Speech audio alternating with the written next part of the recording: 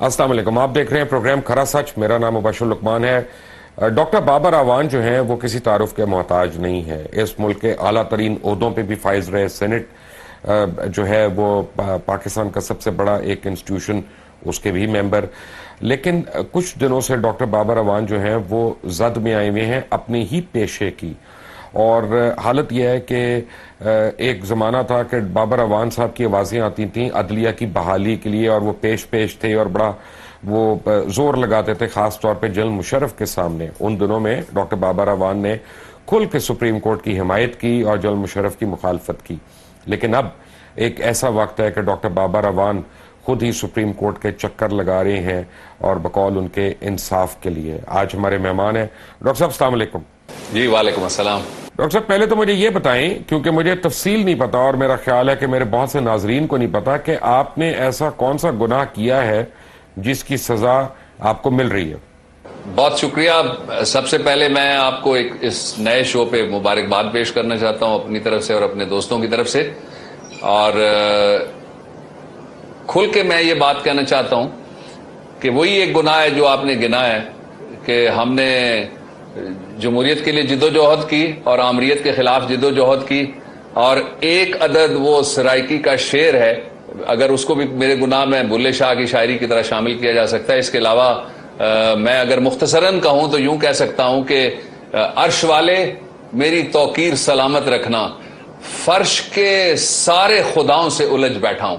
गुनाह पता लगा तो आपको जरूर बताऊंगा, लेकिन ये मैं आपको जरूर अर्ज करना चाहता हूं, आपकी बड़ी मौसर आवाज है, इसलिए आपके हम आवाज होकर मैं ये बात कौम को बताना चाहता हूं कि आज 9 महीने हो गए हैं मेरा सुप्रीम कोर्ट ऑफ पाकिस्तान का लाइसेंस सस्पेंडेड है। मुझे सुने बगैर, मुझे मौका दिए बगैर, मेरे वकील को सुने बगैर, और मुझे सुप्रीम कोर्ट से बाहर निकाला गया। डॉक्टर साहब, बात यह है कि मैं कंटेम्प्ट की अगर सजा हो, कंटेम्प्ट ऑफ कोर्ट की, तो गालिबन वो 6 महीने या इससे ज्यादा हो सकती है। तो अगर 9 महीने से सस्पेंड है तो ये तो सजा की मुद्दत से ज्यादा नहीं हो गया? ये बिल्कुल दुरुस्त आपने बात कही, और ये जो बात आपने कही है कानूनी और आईनी और वाकयाती और अदालती आदाब के मुताबिक बिल्कुल दुरुस्त आपने बात कही कि 6 महीने की सजा है, और वो भी कोई डेस्परेट किस्म का काम किसी ने किया हुआ हो। लोग अदालतों के सामने अगर किसी ने कोई गलत इशारे कर दिए, कोई गाली गलौज पे उतर आया, तो इस तरह की सजाएं एक्सट्रीम उस सूरत हाल में दी जाती हैं। उसके अलावा इसकी कोई मिसाल मौजूद नहीं है। तो मेरा तो अभी गुनाह ही नहीं मुतय्यन हो सका कि मैंने किया क्या है, और 9 महीने से मैं बाहर बैठा हूं। आपको मालूम है कि मेरे दोनों बेटे अब्दुल्ला और अब्दुर्रहमान, अभी अब्दुल्ला इस साल कॉलेज गया है, बाकी तो स्कूल में है मेरे बच्चे भी, और ये मेरा फंडामेंटल राइट है टू अर्न माई लाइवलीहुड। तो डॉक्टर साहब, मुझे ये बताएं कि यानी फैसल रजा आबदी साहब को मैंने सुना, उनके मुतल्लिक भी सुना, वो तो बहुत हद तक आगे निकल गए हैं, तो आबदी साहब को अभी तक नहीं बुलाया गया। आपके साथ जाती ऐसे कौन सा प्यार मोहब्बत थी कि आपको इस तरह से बुला लिया गया? देखिए जी, मुझे मालूम है बहुत सारे काम मेरे साथ जो हो रहे हैं, उसकी वजह मेरा नाम है बाबर अवान, मैं और क्या कह सकता हूं इसके अलावा। ईद पे मिलने के लिए एक वफद आया हुआ था, उन्होंने मुझे बड़ी दिलचस्प बात बताई। उन्होंने कहा कि कराची में वकीलों में ये मशहूर हो गया है लतीफा कि अगर आपने किसी को विद सर्टिट्यूड लाजमन समन कराना है तो मुकदमे पे लिखिए कि इसका रिस्पोंडेंट बाबर अवान है। तो इसका मतलब है कि फैसल रजा आबदी और डॉक्टर जुल्फकार मिर्जा, उनकी तरह आपने जो कुछ किया वो किसी से इंस्ट्रक्शंस लेके नहीं किया, क्योंकि उनको ना पार्टी ने निकाला ना वो समन किए गए। पाकिस्तान की तारीख का ये भी एक अनोखा ही वाकया हो गया, जिस तरह वहां मुझे सुने बगैर Audi ऑल्ट्रम pattern one sided x party हुआ जो कुछ है, और उस 9 महीने वो सजा से ज्यादा भी हो गया अरसा, जिस तरह आपने बिल्कुल दुरुस्त कानूनी बात कही थी। उसी तरीके से मुझे तो किसी ने शोकाज ही नहीं कभी दिया पार्टी में भी कि कोई ये बात है और इसकी वजह से हम ये करने लगे। डॉक्टर साहब, मुझे ये बताएं कि आपने इस तरह के बयान दिए क्यों थे कि ये नौबत आती? मेरा कोई भी बयान ऐसा नहीं है जिसकी बुनियाद के ऊपर मेरा लाइसेंस सस्पेंड किया जा सके, लेकिन उसके बाद एक रिवायत रही है वकला और अदालतों के दरमियान हमेशा से, और वो ये है कि जब एक तरफ से कोई ज्यादती हो जाए, समझा जाए दूसरी तरफ से कि ज्यादती हुई है, तो सॉरी कहा जाए तो बात खत्म हो जाती है। और यहां ऐसे लोग जिन्होंने जजों पे हाथ डाले, जिन्होंने जजों पे हमले किए, जिन्होंने अदालतों के नाम रखे, और जिन्होंने वो कुछ किया आपके सामने है, میں اب دہرانا نہیں چاہتا اس کو. بدمزگی کی باتیں جتنی کم کی جائیں اتنا ہی اچھا ہوتا ہے قومی امور کے اندر. ان کو بھی کبھی ایسی سزا نہیں ملی کہ کسی کو نکال دیا گیا. یہاں عدالتوں میں وکلا نے یہ بھی کہا کہ ہم اس سپریم کورٹ کو آگ لگا کے بسم کر دیں گے. ایک وکیل صاحب وہ ہیں, اور وہ بھی سینئر ایڈوکیٹ ہیں, کوئی جونیئر ایڈوکیٹ نہیں ہے, سندھ سے ان کا تعلق ہے, منیر ملک صاحب. اس کے بعد کچھ دوستوں نے یہ بھی کہا کہ ان عدالتوں میں فرعون بیٹھے ہوئے ہیں. مجھے تو ابھی یہ پتہ ہی نہیں لگ سکا کہ وہ گڑبڑ والا جملہ کہاں ہے, وہ کیا ہے جس میں سے کوئی ناراضگی یا توہین. ناراضگی تو مجھے سمجھ آتی ہے لیکن توہین نکل سکتی ہے. مجھے ڈاکٹر صاحب ایک بات بتائیں کہ میں کچھ سالوں سے ایک تبدیلی دیکھ رہا ہوں وکلا کے پیشے میں, اور مجھے پلیز گائیڈ کریں کیونکہ آپ ایک قابل بیرسٹر ہیں اور میں تو طالب علم ہوں, کہ رائٹ ٹو ڈیفینڈ تو ہر ملزم کا حق ہے. یعنی یہاں پہ ہو یہ رہا ہے کہ مثلا بیچ میں سیالکوٹ بار جو ہے انہوں نے کہہ دیا کہ جی اگر یہ فلاں فلاں وکیل کے خلاف کوئی کھڑا ہوا وکیل تو ہم اس کو عدالت میں نہیں آنے دیں گے یا کوئی ان کے ساتھ کھڑا نہیں ہوگا. یا اسی طرح اگر کوئی اب کسی ملزم کی یعنی وکالت کرتا ہے جب تک اس کو عدالت مجرم نہیں کہہ دیتی تو وہ وکیل کا بائیکاٹ ہونا شروع ہو جاتا ہے, سوشل بائیکاٹ وغیرہ. کیا یہ روایت صحیح ہے؟ دیکھیے, میں ایک بڑی سیدھی بات یہ کہنا چاہتا ہوں کہ اگر وکلا اور عدالتوں کے درمیان کبھی کوئی ایسا سٹیل میٹ آئے جہاں پہ ایک سائڈ سمجھے کہ اس کے ساتھ زیادتی ہو گئی ہے تو لفظ سوری کافی رہتا ہے. یہاں تو یہ بھی ہوا کہ ایک وکیل صاحب جو سینئر ایڈوکیٹ ہیں انہوں نے کھڑے ہو کے کہا کہ میں سپریم کورٹ کو آگ لگا کے جلا ڈالوں گا. ایک صاحب نے کہا کہ عدالتوں کے اندر فرعون بیٹھے ہوئے ہیں. یہ میں وکیلوں کی سب بات کر رہا ہوں. کچھ نے کہا کہ ہم کان سے پکڑ کے اٹھا کے عدالتوں سے ان کو ججوں کو باہر ماریں گے, اور کچھ نے کہا یہ کینگرو کورٹس ہیں. اس کے باوجود وہ کو کہا گیا اور نام رکھے گئے جو میں نہیں کہہ سکتا اور میں نہیں کہنا چاہتا, اس لیے کہ قومی امور میں بدمزگی کی باتیں جتنی کم ہو اتنا ہی اچھا ہے. لیکن ان سب کے خلاف سوری کہنا کافی سمجھا گیا جب کارروائی ہوئی. لیکن ایک مثال ایسی ہے جس طرح میں نے پہلے کہا, اس کا نام بابر اعوان ہے, جس کے بارے میں ایک دوسرا منظر نظر آتا ہے. اس کے علاوہ میں اور کیا کہہ سکتا ہوں؟ ابھی آپ کو کوئی سپریم کورٹ سے امید ہے کہ آپ کے فیور میں فیصلہ آئے گا؟ مجھے فوری طور پہ تو یہ ریلیف چاہیے کہ میرا لائسنس بحال ہو, جو میرا حق ہے, بنیادی حق ہے, اور right to life Supreme Court of Pakistan نے بھی اور ساری دنیا کی عدالتوں نے اس کو بنیادی حق کہ کوئی ہر آدمی ارن کرے. میں پروفیشنل آدمی ہوں, ایک یہ ہے, اور دوسرا یہ کہ ووٹنگ آ رہی ہے اگلے مہینے میں سپریم کورٹ آف پاکستان کے بار کے الیکشن ہے, اور آپ کو پتا ہے میں ہمیشہ سے ریلیونٹ فریق رہا ہوں اور اب بھی ہوں. میں اپنا ووٹ نہ ڈال سکوں اس سے بڑا مذاق میرے ساتھ کیا ہوگا کہ مجھے ڈس فرینچائز کر دیا جائے اور یہ حق مجھ سے چھین لیا جائے. ڈاکٹر صاحب, کچھ لوگوں کا یہ کہنا ہے کہ اعتزاز احسن جو ہے وہ آپ کو لے ڈوبے ہیں, اور جب وہ پارٹی میں ان ہو رہے تھے تو انہوں نے آپ کو ایگزٹ کروا دیا, اور بہرحال ان کے تعلقات جو ہیں وہ آپ سے کہیں زیادہ بہتر ہیں کسی بھی اس وقت اعلیٰ عدالت میں. یہ بہت سارے لوگوں کی رائے ہے, اور اس رائے کے بننے کی ایک وجہ میں آپ سے شیئر کرنا چاہتا ہوں. وجہ یہ ہے کہ کچھ لوگوں کی جو شناخت ہے وہ سازش, وسپرنگ اور کانسپریسی اور اس طرح کے کام کے وہ ماہرین سمجھے جاتے ہیں. بدقسمتی سے ایسا تاثر جو آپ کہہ رہے ہیں آئی ایگری ود یو موجود ہے. ڈاکٹر صاحب, خط لکھا تھا اٹارنی جنرل نے سوئس عدالتوں کو کہ یہ کیس وڈرا کیا جائے, تو اصولی طور پہ جو مجھے سمجھ میں آتا ہے اٹارنی جنرل کے اوپر ہی وزن ہونا چاہیے کہ وہ خط لکھیں دوبارہ, تو یہ وزیر اعظم کے اوپر کیوں بوجھ ڈالا گیا؟ سر آئی ایگری ود یو. دیکھیے, یہ جو کوالٹی آف ایڈوائس ہے نا, اس سے کسی بھی کیس کی اسٹریٹجی اور اس کے پیرامیٹرز اور پھر اس کی ڈائریکشن طے ہوتی ہے. اور یہ آپ کو پتا ہے, مجھے آپ نے یہ سوال کر کے حیران کر دیا کہ بنیادی طور پہ یہ خط جو تھا وہ لکھا گیا تھا ایک اٹارنی جنرل کی طرف سے جن کا نام تھا فاروق چودھری صاحب, اور پھر جب اس کی وڈرال کا لمحہ آیا تو اس وقت یہ خط وڈرا کیا گیا ایک اور اٹارنی جنرل کی طرف سے جن کا نام ملک قیوم ہے.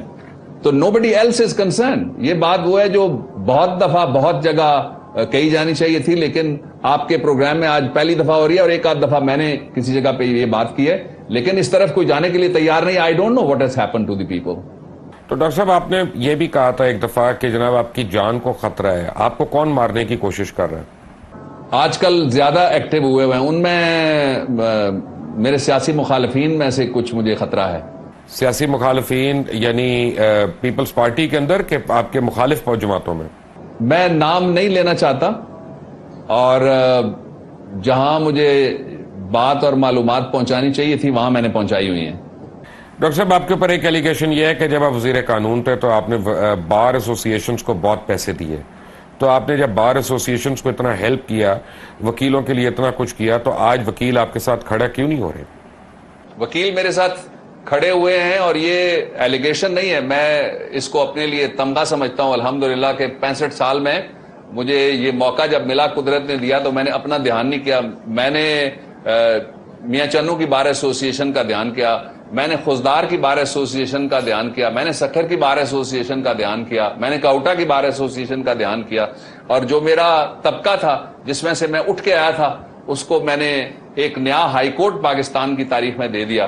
اور اس کے علاوہ میں نے وہ کام کیے جو 65 سال میں وکلا کہتے ہیں کسی اور نے نہیں کیے. وکیل میرے ساتھ کھڑے ہیں, میرے ساتھ آتے بھی ہیں, اور ان کے جذبات آپ اللہ پہ یقین کریں مجھے ٹھنڈے کرنے پڑتے ہیں, اور ان کو مجھے روکنا پڑتا ہے, اس لیے کہ میں کوئی سین نہیں پیدا کرنا چاہتا اور اپنے کھاتے میں کوئی ایسا واقعہ نہیں لکھوانا چاہتا جس طرح کے واقعات ہوتے ہیں. اس لیے میں نہیں چاہتا کہ کسی جگہ پہ میری وجہ سے لائرز ورسز جوڈیشری کسی سطح کا بھی کوئی بھی کلیش ہو.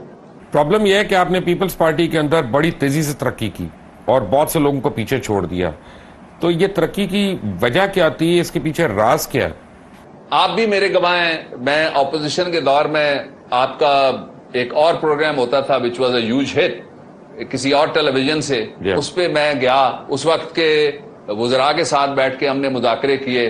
میں جد و جہد پہ یقین رکھنے والا آدمی ہوں, اور میری شاید خامی یہ ہے کہ میری شامیں بڑی خشک قسم کی ہوتی ہیں اور بڑی سرد قسم کی ہوتی ہیں, اور مجھے وسپرنگ نہیں آتی, اور مجھے کانسپریٹر نہیں ہوں میں. یہ میری کمیاں اور خامیاں ہیں جن کا میں اعتراف کرنا چاہتا ہوں قوم کے سامنے, لیکن جد و جہد پہ یقین رکھنے والا آدمی ہوں. اور مجھے ایک کے علاوہ جتنے بھی عہدے تھے اس کی تاریخ گواہ ہے, آپ گواہ ہیں, قوم گواہ ہے, وہ شہید محترمہ بے نظیر بھٹو صاحبہ کے دور میں ملے. ایک مجھے وائس پریزیڈنٹ ان کی شہادت کے بعد بنایا گیا تھا. ڈاکٹر بابر اعوان ہمارے ساتھ ہیں. Welcome back to after quick break. Take a break.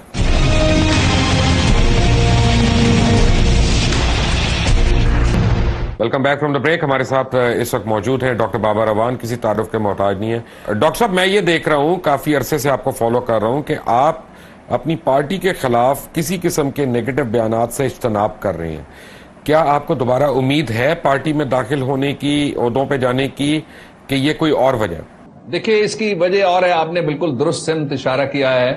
Pakistan میں جہاں لوگوں کی دوستی, تعلق, ساتھ, کامریڈشپ ہوتی ہے, جب وہ ساتھ اس طرح کا نہیں رہتا تو لوگ پھر اپنے گندے کپڑے چوک میں اور بازار میں اور چورنگی میں دھونا پسند کرتے ہیں. میں نے سوچا ہے کہ میں یہ تاریخ بدلتا ہوں اور میں رواج بدلتا ہوں اور میں اس ریت کو تبدیل کرتا ہوں, اس لیے کہ یہ کوئی اچھی بات نہیں ہے جہاں آپ نے جد و جہد کی ہو وہاں اگر آپ کا کوئی اختلاف ہو جاتا ہے تو اس اختلاف کو اختلاف کی بجائے آپ جھگڑے میں تبدیل کرنے کی کوشش کریں. میرا رویہ بار ایسوسیشنز میں بھی ہمیشہ یہی رہا ہے, اسی وجہ سے وکلا کے بڑے احسانات ہیں میرے اوپر, بہت میرے لیے بھاگ دوڑ کرتے ہیں. ابھی بھی میرے لیے ایک مہم چلی ہوئی ہے دستخطی کی, جس کو میں نے پریس میں ہی نہیں جانے دیا, اور اسی طرح سے میں چاہتا ہوں کہ میں جس سیاست میں ہوں وہاں سیاست کو سیاست سمجھ کے قومی خدمت کے طور پہ کیا جائے اور اس کو دشمنی نہ بنایا جائے کسی بھی حوالے سے. دیکھیں, آپ نے وکیلوں کا ذکر کیا, وکیل تو آپ کی پارٹی میں بھی ہیں لیکن ان میں کوئی زیادہ اچھے ذکر نہیں کیے. ایک کا نام پہلے میں نے لے لیا, ایک گورنر لطیف کھوسہ ہیں جنہوں نے آپ کے متعلق ایک عجیب سی سٹیٹمنٹ دی تھی. تو وکیل سارے, خاص طور پہ جو آپ کی اپنی جماعت میں, وہ تو آپ کی حمایت نہیں کر رہے. آپ نے جو نام لیے ہیں یہ کاروبار انہوں نے بہت کیا ہے جماعت کے لیے, باقی کوئی کام ہو اگر تو مجھے نہیں پتا.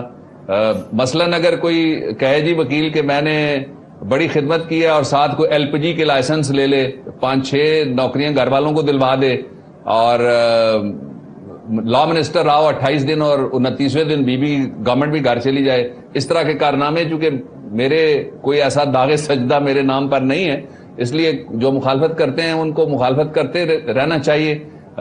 کوزے کے اندر جو ہوتا ہے وہ باہر آئے, قوم اس کو دیکھ رہی ہے.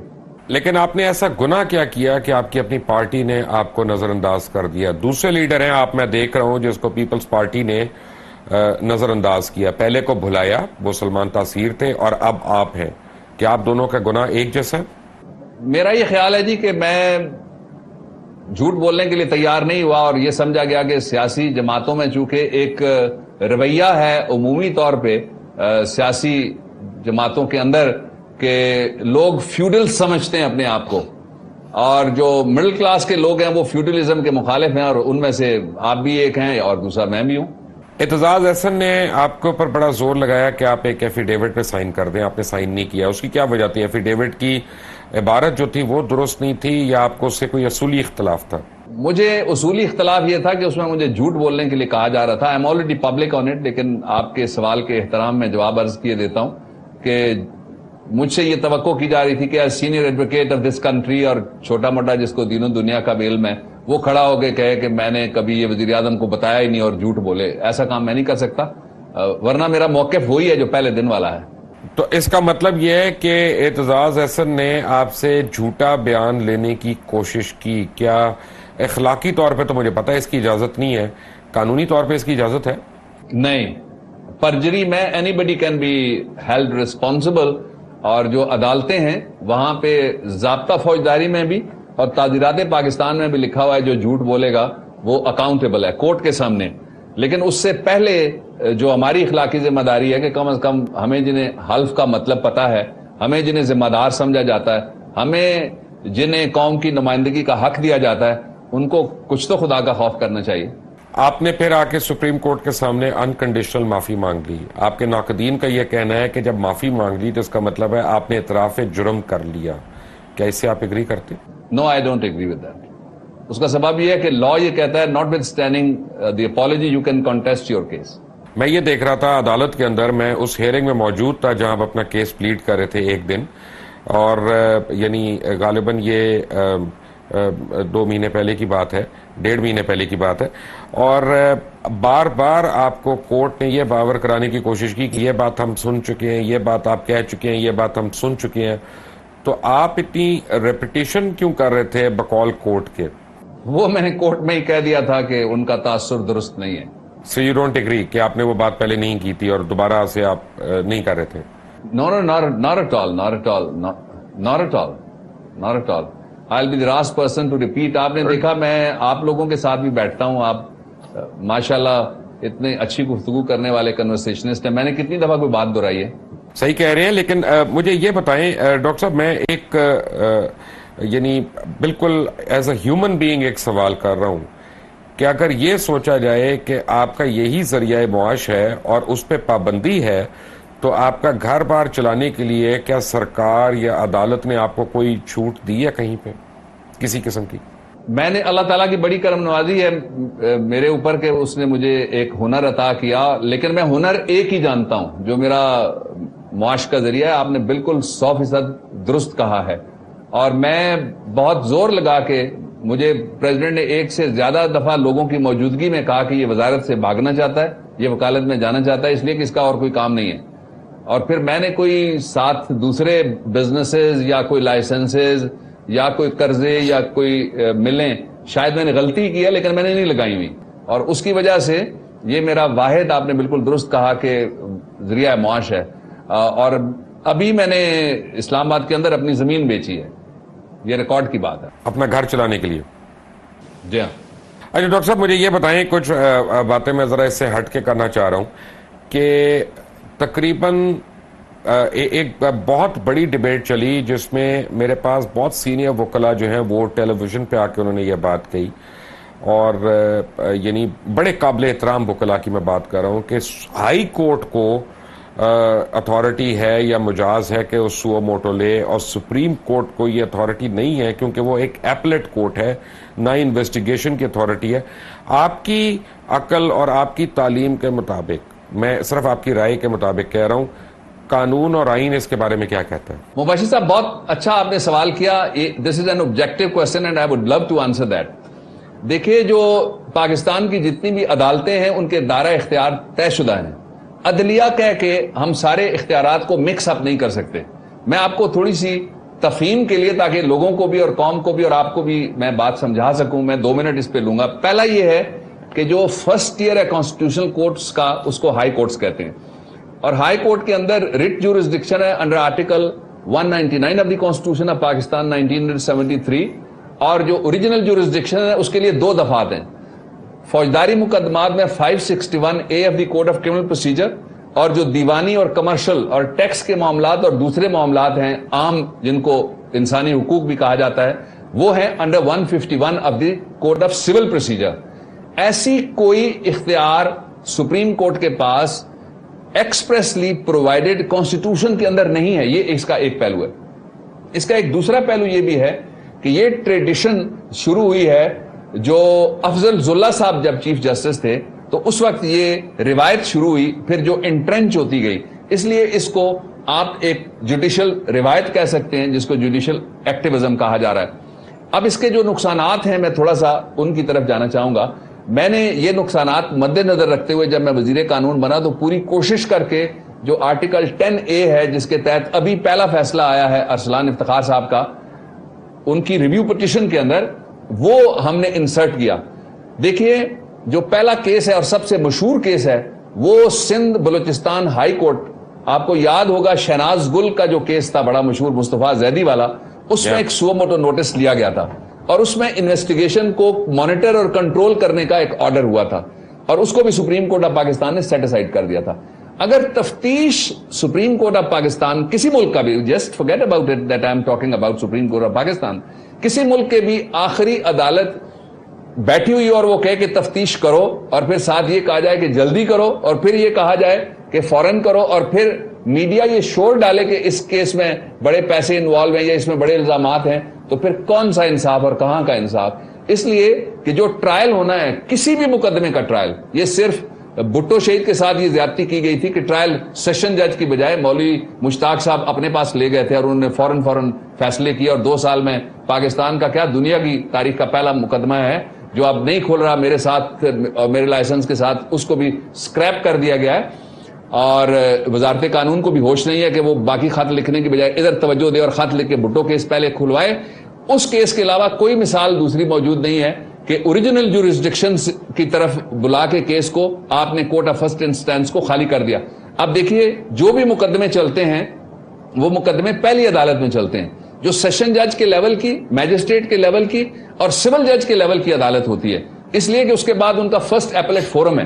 कुछ केसेस में फर्स्ट एपेलेट फोरम सेशन जज है, इसलिए नीचे मुकदमे चलते हैं। कुछ केसेस में first appellate forum high court है, इसलिए वहां मुकदमे चलते हैं और फिर हाई कोर्ट में उनकी अपील होती है। लेकिन अगर मुकदमा सारा इस वक्त जो गलत हो रहा है, मैं खुल के कहना चाहता हूं जी, मेरे खिलाफ अगर 100 मुकदमे हो तब भी मैं सच कहने से बाज नहीं रह सकता। वो बात यह है मुबशर साहब कि जिस केस का सुप्रीम कोर्ट में फैसला न हो, नीचे कौन सी अदालत है जो फैसला करेगी और नीचे कौन सी अदालत है जो बरी करने की तरफ जाएगी या रिलीफ देने की तरफ जाएगी और वो खौफजदा नहीं होगी सुप्रीम कोर्ट ऑफ पाकिस्तान की मैजेस्टी से या हाई कोर्ट के जो आर्टिकल 2 और 3 के अंदर सुपरिटेंडेंट्स के पावर्स हैं उनके जरिए से। इसलिए मिसकैरेजेस होने का खतरा रहता है। अब मिसकैरेज कहां हुआ, केस टू केस उसको एग्जामिन किया जा सकता है। I don't want to make a general statement, लेकिन ये बहुत जरूरी है कि इदारे वो इख्तियारात इस्तेमाल करें या उनके करीब तर अपनी रवायात को सेट करें जो इख्तियारात उनको आइन देता है। बिल्कुल, you have opened another Pandora box. जब मैं एक ब्रेक से आऊंगा तो मैं आपसे ये सवाल पूछूंगा कि इंसाफ की जो पहली दहलीज है वो तो लोअर कोर्ट्स हैं, लेकिन लोअर कोर्ट्स जो हैं उनमें करप्शन की इंतहाई भरमार है। क्या आला अदालतों को ये नजर नहीं आता? All of that after break. Take a break.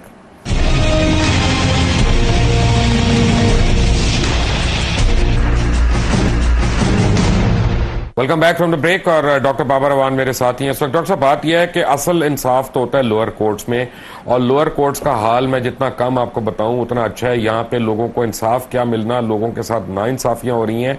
तकरीबन कोई 16 लाख से ज्यादा पेंडिंग केसेस हैं और खास तौर पे दीवानी के मुकदमे जो है वो तो एक नस्ल से दूसरी नस्ल में जाके उनका शायद कोई फैसला हो ये रहा है कि करप्शन की बातें होती हैं, लेकिन मैं खुल के कहूंगा एक बात, चाहे मुझे इसकी सजा हो जाए कि लोअर अदालतों में इंतहाई करप्शन है, चाहे वो रीडर हो चाहे वो कोई और हो। बल्कि यहां तक हुआ है कि लाहौर में तमाम के तमाम सेशन जजेस ने ये अप्लाई कर दिया कि उनको ट्रांसफर कर दिया जाए क्योंकि वकील उनको जदकूब करते हैं। क्या उन वकला की जिन्होंने अदालतों के अंदर तोड़ फोड़ की, जो कैमरे ने जिनको पकड़ा, जिनको यानी जिनकी शक्लें भी हैं, जिनका रिकॉर्ड भी है, उनको सजा ना देना, ये कोई स्ट्रैटेजी है या कोई मजबूरी है? पाकिस्तान में इदारे ओवर पॉलिटिसाइज्ड हो गए इस वक्त। जिसको आप मजबूरी कह रहे हैं ना, वो सियासत है जी, बड़ी खुली खुली सियासत है। दुनिया की तारीख में कहीं से भी ढूंढ के नहीं लाया जा सकता کہ اس طرح سے وکیلوں کے گروپ ہوں جن میں سے کچھ دوست ہوں ان اداروں کے اور کچھ کو دشمن سمجھا جائے, کچھ کو گلے لگایا جائے, کچھ کو باہر رکھا جائے, کچھ کی شادیوں اور ماتموں میں شرکت کی جائے اور کچھ کو انٹچبلز بنانے کی کوشش کی جائے اور ان کو اچھوت کیا جائے. میں سمجھتا ہوں کہ بنیادی نقطہ جو آپ نے آج اٹھایا ہے وہ یہ ہے کہ ایک کوڈ آف کانڈکٹ ہے ہر لیول کی جوڈیشری کا اور تمام اداروں کا کوڈ آف کانڈکٹ ہے. اس کوڈ آف کانڈکٹ کی طرف توجہ نہیں رہی.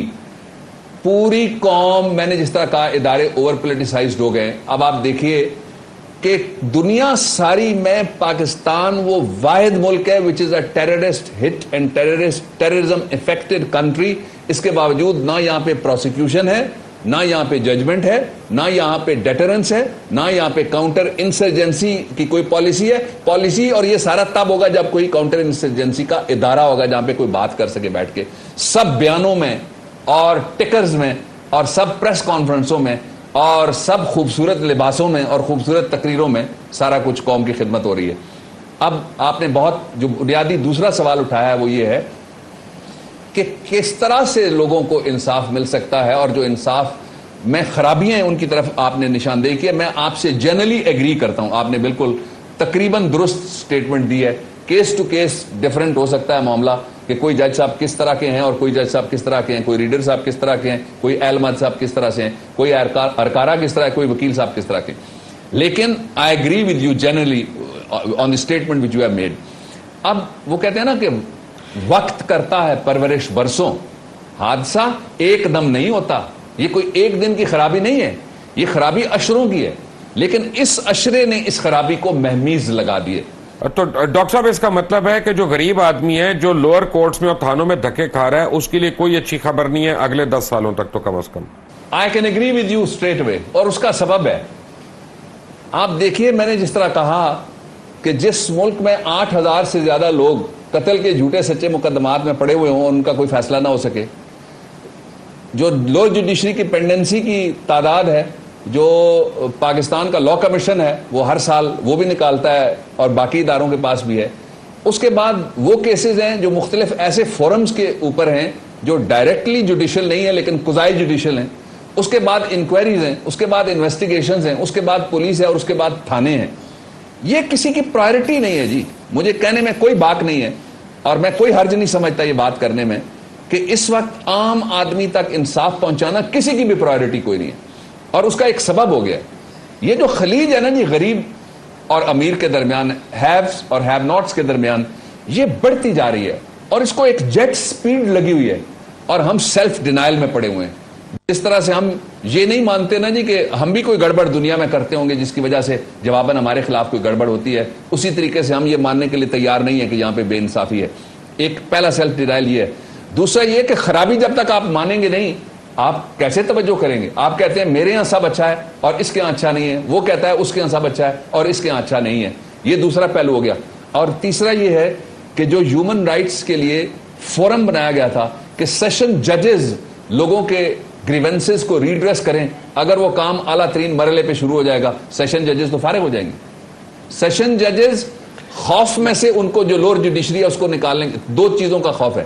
ایک تو یہ ہے کہ بڑے کیسوں کو جو پروسیکیوٹ کرتے ہیں وہاں پہ وٹنسز کو کون بچائے گا, وہاں پہ جوڈیشل آفیسرز کو کون بچائے گا, وہاں پہ پروسیکیوٹرز کو کون بچائے گا.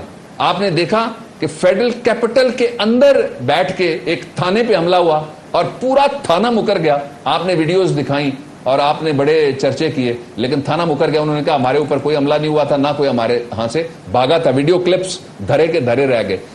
پھر ہماری جو اس وقت پرائرٹیز ہیں پوری قوم کے اندر وہ پرائرٹیز پولیٹیکل ہیں. جو سیاسی مخالف ہیں ان کی پگڑی اچھالنا اگر پرائرٹی ہو جائے گا اور پولیٹیکل پرسیکیوشنز اور پروسیکیوشنز اگر پرائرٹی ہو جائے گا تو پھر کدھر کا انصاف جی, اور کہاں ملے گا عام آدمی کو انصاف, اور کون دے گا عام آدمی کو انصاف, کہاں کا سستا انصاف اور کہاں کا دہلیز پہ انصاف اور کہاں کا انصاف. بلکہ ڈاکٹر صاحب میں دیکھتا ہوں ماضی میں کچھ نام ایسے ہیں جس میں خود آپ کا نام شامل ہے, ڈاکٹر بابر اعوان کا, اور بڑے قابل احترام اور وکلاء ہیں جس میں انتہائی قابل احترام آسمہ جہانگیر صاحبہ ہیں, جناب اعتزاز احسن صاحب ہیں, جناب کرد صاحب ہیں جو خود پریزیڈنٹ بھی رہے ہیں سپریم کورٹ بار کے. اور کسی حد تک میں واضح طور پہ تو نہیں کہہ سکتا لیکن کسی حد تک خود اطہر من اللہ صاحب جو سپوکس پرسن رہ چکے ہیں چیف جسٹس کے, انہوں نے برملا جو ہے نا وہ کئی جگہوں پہ اظہار خفگی کیا ہے کہ ان کو وہ امیدیں نہیں تھیں کورٹ سے جو ہو رہا ہے. وہ ایسا کون سی ٹرانزیشن ہے جہاں پہ اتنے بڑے بڑے وکیل جو ہیں وہ بظاہر مجھے لگ رہا ہے کہ ڈس اپوائنٹڈ ہیں یا ڈسپونڈنسی آ رہی ہے ان کے اندر؟ دیکھیے اس کے اسباب ہیں اور 3 سبب ہیں جو بڑے ظاہر اور باہر. ایک تو جو پولرائزیشن کی گئی ہے, اور وکیل اب کھل کے کہہ رہے ہیں جی کہ ایک ججوں کے امیدواری کا ایک گروپ ہے پورے کا پورا, جس کو کہتے ہیں وکیلوں کی زبان میں کہتے ہیں شیروانی گروپ ہے. ایک وہ لوگ ہیں جو یہ آدرش رکھتے تھے, خواہشیں اور خواب رکھتے تھے, اور جن کی یہ سوچ تھی کہ شاید پاکستان تبدیل ہو جائے گا, اور پاکستان کو تبدیل کرنے کے لیے شاید یہ جو لائرز موومنٹ ہے یہ نتیجہ خیز ثابت ہوگی.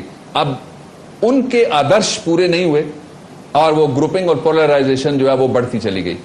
پھر کہیں پہ رکنا چاہیے تھا. میں نے ایک کالم لکھا تھا, میری کتاب ہے جمہوری پبلیکیشنز نے چھاپی ہے, اس کے اندر وہ چھپا ہوا ہے, اور وہ تھا کمرہ امتحان. جب چیف جسٹس صاحب دوسری دفعہ بحال ہوئے تو میں نے اس میں لکھا تھا کہ سینکڑوں نہیں ہزاروں وکیل ایسے ہیں جنہوں نے آپ کے نعرے لگائے, جن کے ساتھ آپ کی تصویریں ہیں, جنہوں نے آپ کے منہ میں لڈو ڈالے ہوئے ہیں. اب آپ کا اصل امتحان, وہ جو منیر کا شعر تھا وہ میں نے کوٹ کیا تھا کہ پھر ایک دریا کا سامنا تھا منیر مجھ کو, میں ایک دریا کے پار اترا تو میں نے دیکھا. اس لیے وہ سمبلائز کرتی تھی موومنٹ ان ساری امیدوں کو اور آرزوؤں کو جو قوم کی بھی تھی, اور وکیل چونکہ درمیان میں کھڑا ہو کے وہ سارے مظالم دیکھتا تھا, اور کبھی کبھی اس کو جھیلنا بھی پڑنے تھے, کبھی کبھی کچھ وکیل جیل بھی گئے جن میں بھی شامل ہوں, اور ان کے خلاف پولیٹیکل پرسیکیوشنز بھی ہوئیں جن میں بھی شامل ہوں. اور اس کے باوجود جب وہ امیدیں پوری نہیں تو اس طرح کی کیفیت. اور ایک تیسری بہت بڑی جو خرابی ہوئی ہے, پتہ نہیں مجھے معلوم نہیں ہے کہ جو میرا عرصہ اس زمین پہ باقی ہے یا میری نسل کے لوگوں کا اور آپ کی نسل کے لوگوں کا باقی ہے, اس میں وہ خرابی ہم سارے قوم مل کے دور کر سکیں گے کہ اس میں سے کمرشلزم نکل آیا, اس میں سے مال نکلنا شروع ہو گیا ہے, جس کی وجہ سے یہ خرابی پیدا ہوئی. یہ 3 مجھے سمجھ آتی ہیں چیزیں, لیکن اس سب کا علاج ہے. کوڈ آف کانڈکٹ کی طرف ہم سارے اگر لوٹ جائیں, جہاں لوگ چاہتے ہیں کہ لائرز کا کوڈ آف کانڈکٹ انفورس ہو, and I am for that, اور ان کے فورم کو جو پاکستان بار کاؤنسل ہے, یہ پروونشل بار کاؤنسلز ہیں, تگڑا کیا جائے, and I am for that. اور میں آپ کو یہ بات بھی بتا دوں, میں پاکستان کے ان محدود چند وکلا میں سے ہوں جنہوں نے کبھی بار ایسوسیشن کا کوئی الیکشن نہیں لڑا اور اپنے لیے یا اپنے بھائی اور بھتیجے کے لیے کبھی کوئی ووٹ نہیں مانگا. اس کے باوجود اللہ تعالیٰ کی مہربانی سے ہم نے خدمتیں کی ہیں. میں یہ سمجھتا ہوں کہ آج بھی اگر کوڈ آف کانڈکٹ کی طرف یہ سارا نظام لوٹ کے چلا جائے اور جس کا کام ہے اس کو کرنے دیا جائے, اور ہر جگہ خبر تلاش نہ کی جائے اور بنائی نہ جائے, ہر جگہ ٹکر نہ مارا جائے, تو صورتحال تبدیل ہو سکتی ہے. میں مایوس نہیں ہوں. ویری کوئکلی ڈاکٹر صاحب, آپ نے جو ساری باتیں مجھے کہیں یہ تو نہیں ہونے لگیں, کوڈ آف کانڈکٹ نہیں بننے لگا معذرت کے ساتھ. آپ ایسا پھر یہ نہیں ہے کہ جوڈیشل کمیشن آ جائے کہ جس طرح ہم بیوروکریسی چوز کرتے ہیں اس طرح ہم جوڈیشری بھی چوز کرنا شروع ہو جائے, ان کو ٹرین کر کے. Why should a lawyer become a جج؟ یہ 2 اس کے پہلو ہیں. لائرز بھی بنتے ہیں and there are judges who are promoted and elevated to the higher courts and they become judges. I agree with you. Commission ہونا چاہیے, اس میں سے ڈسکریشن نکل جائے گی. جب ڈسکریشن نکلے گی تو یہ ساری خرابیاں اگر پوری طرح سے نہیں نکلی تو منیمائز ہو جائیں گی. This is a very good suggestion and I am for that. اس پہ اگر کنسنسس ہوتا ہے تو as a stakeholder I will be for that. Last question, ایک ذاتی سوال آپ سے پوچھنا اگر آپ اجازت دے دیں تو. بسم اللہ. پچھلی باری آپ نے احمد اویس کے خلاف یعنی کیمپین کی اور وہ الیکشن ہار گئے. اس باری سپریم کورٹ میں کیا آپ ان کے خلاف ہی کر رہے ہیں کہ ان کی حمایت میں؟ اس دفعہ دوستوں کا بڑا دباؤ ہے احمد اویس صاحب کے حق میں, اور میں نے دوستوں کو اختیار دیا ہے کہ جو آپ فیصلہ کریں گے میں اس کے ساتھ کھڑا ہو جاؤں گا. Doctor Babar Awan, thank you very much for being with us. یہ تھے ڈاکٹر بابر اعوان, کسی تعارف کے محتاج نہیں ہے, خود آج کل منتظر ہیں سپریم کورٹ سے اپنے کیس کے اندر فیصلے کے لیے. میں چلتے چلتے صرف ایک بات آپ کو کہنا چاہتا ہوں کہ آئین اور قانون کی پاسداری اور اس کا حکم ماننا ہر شخص کا بنیادی فرض ہے, لیکن میں ایک بڑی چھوٹی سی بات کرنے لگا ہوں کہ میں نے اپنی زندگی میں یہ دیکھا ہے کہ ان ممالک میں قانون کی بالادستی نہیں ہوتی ہے جہاں پہ بیسک اور ایلیمنٹری لیول پہ قانون سمجھایا نہ جائے. مثلاً ٹریفک کے قوانین پہ اگر سختی سے عمل درآمد کر دیا جائے اور اس کی سخت سزا دی جائے تو وہ ایک واحد ایسا قانون ہے جسے ہر شخص کا پالا پڑتا ہے، چاہے وہ امیر ترین ہو اور چاہے وہ غریب تر ہو، اور یعنی ہر روز اس کا پالا پڑتا ہے۔